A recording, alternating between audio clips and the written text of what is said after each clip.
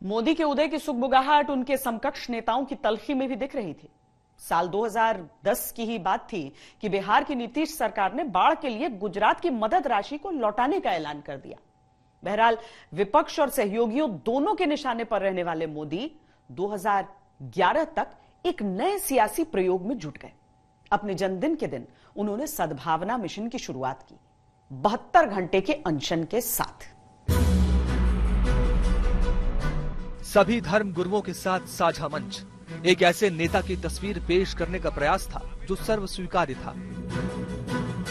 2012 में गुजरात विधानसभा चुनाव होने थे और एक तरह से ये चुनावी बिगुल भी था, लेकिन सद्भावना मिशन के मंच से ही बड़ा विवाद उठ गया जब नरेंद्र मोदी ने एक मौलाना की दी हुई टोपी पहनने से इनकार कर दिया। मैं अपीजमेंट पॉलिटिक्स का विरोधी हूं। ये जो अपीजमेंट के सिंबल है उसको मैं कभी फॉलो नहीं करूंगा। मोदी जी ने ये टोपी न पहन के वो सीधा सीधा ये संदेश देने की कोशिश की कि अब इस देश में तुष्टीकरण की राजनीति को ज्यादा आगे नहीं बढ़ाया जा सकता है। राजनीतिक विवादों से परे नरेंद्र मोदी लोगों के मन तक पहुंच रहे थे। अगस्त 2011 की अपनी कवर स्टोरी में इंडिया टुडे मैगजीन ने प्राइम टाइम फॉर मोदी के नाम से एक लेख लिखा।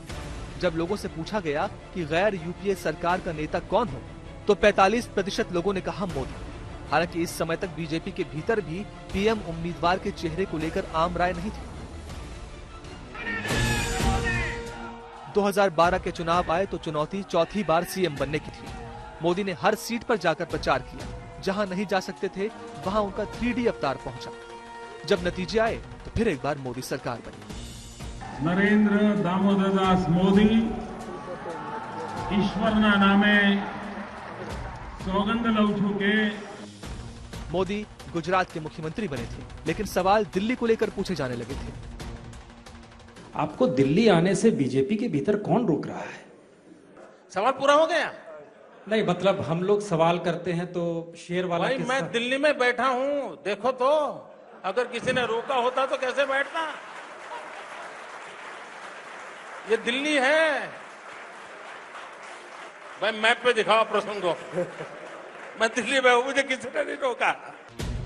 मोदी के बढ़ते कद और उनको लेकर बदलते परसेप्शन का ही नतीजा था कि जिस ब्रिटेन ने 10 साल तक उन पर पाबंदी लगा रखी थी, उसने नरेंद्र मोदी का कूटनीतिक बहिष्कार खत्म कर दिया। मोदी के आलोचक उन्हें कट्टर हिंदुत्व के चेहरे के तौर पर प्रोजेक्ट करते रहे, लेकिन 10% की रफ्तार से बढ़ रही गुजरात की अर्थव्यवस्था और भ्रष्टाचार के लिहाज से उनका बेदाग रिकॉर्ड उनका दूसरा ही पहलू पेश कर रहा था। वो हिंदू हृदय सम्राट भी थे और बीजेपी के विकास पुरुष भी। साल 2013 नरेंद्र मोदी अब केवल गुजरात की बात नहीं कर रहे, वो 125 करोड़ हिंदुस्तानियों की बात कर रहे थे। गांधीनगर से दिल्ली को साधने की कोशिश कर रहे थे। मोदी कांग्रेस की क्षमताओं को चुनौती दे रहे थे। नरेंद्र मोदी गुजरात से बाहर निकलने की कोशिश कर रहे थे और विरोधियों के चेहरे सूख रहे थे। जितने लोग आपको पसंद करते हैं, आपके लिए तालियां बजाते हैं, उतने ही लोग आपसे खौफजदा भी रहते हैं, आपसे डरते भी हैं। उनको चिंता होती है अगर मोदी आ गया दिल्ली, न जाने क्या होगा। अभी भी आपको एक यूनिफाइंग फिगर के तौर पे नहीं देखा जाता, ऐसा आप क्यों मानते? मेरे रोजमर्रा के जीवन में, मेरे काम करते जीवन में जिनसे मेरा सीधा संबंध आता है, उसमें मैंने अब तक ऐसी कोई अनुभव नहीं किया है, अब तक नहीं किया है।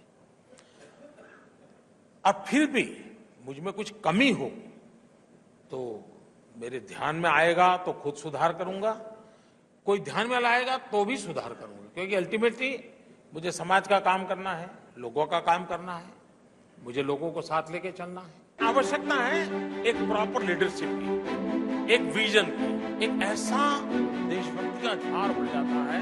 मित्रों, हम नरेंद्र मोदी ने मार्च 2013 में आयोजित इंडिया टुडे कॉन्क्लेव में इस सवाल का जवाब भले ही कुछ भी दिया हो, सब जानते थे कि भारत की राजनीति एक ऐसे रास्ते पर निकल चुकी है जहां परामर्श बदल रहा है, मुद्दे बदल रहे हैं, चर्चा बदल रही है और चेहरा बदल रहा है।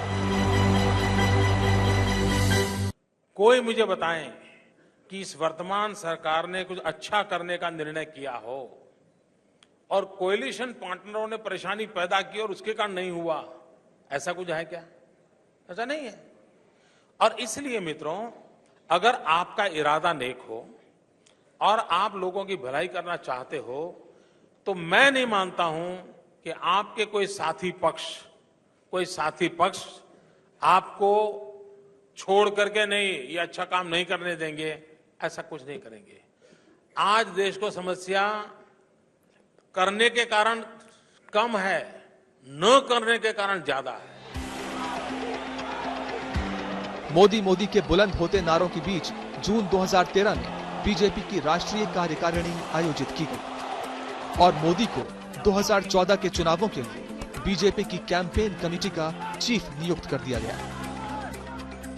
चुनावी अभियान को ध्यान में रखते हुए आज मैंने गुजरात के मुख्यमंत्री श्री नरेंद्र मोदी को चुनाव अभियान समिति का चेयरमैन घोषित किया है और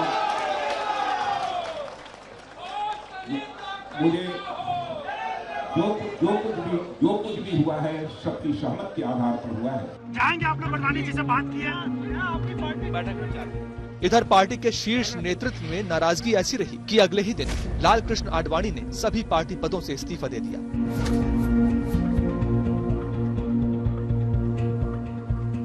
चूंकि आडवाणी जी चाहते थे प्रधानमंत्री पद के उनको प्रधानमंत्री पद का दावेदार घोषित किया जाए, वो उस पर पार्टी के लोगों में और विशेष रूप से मोदी जी का जो गुट था, उस गुट के लोग जो है मोदी जी को प्रधानमंत्री के रूप में देखना चाहते थे। शायद वो एक आपसी टसल रही। आडवाणी जी इतने आहत थे उस घटनाक्रम से कि उन्होंने एक और अपने ब्लॉग में उन्होंने यहाँ तक लिखा, महाभारत का जिक्र करते हुए कहा कि भीष्म पितामह सरसैया पर पड़े हुए थे और आज की हालत ठीक मेरी, उन्होंने एक कंपेयर किया, भीष्म पितामह से अपने को कंपेयर किया। कई बार लगा कि पार्टी में ही उनके खिलाफ हवा चल रही है, लेकिन मोदी ने हवा का रुख बदल दिया। सितंबर आते आते नरेंद्र मोदी को प्रधानमंत्री पद के लिए उम्मीदवार भी घोषित कर दिया गया।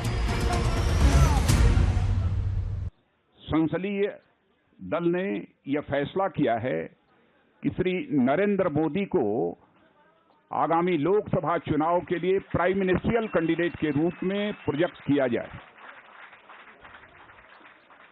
इस समय सारे देश में जो जनता का मूड है, उस मूड को देखते हुए और साथ ही साथ अपने पूरे कैडर की जनभावनाओं को देखते हुए भारतीय जनता पार्टी के संसदीय बोर्ड ने यह फैसला किया है।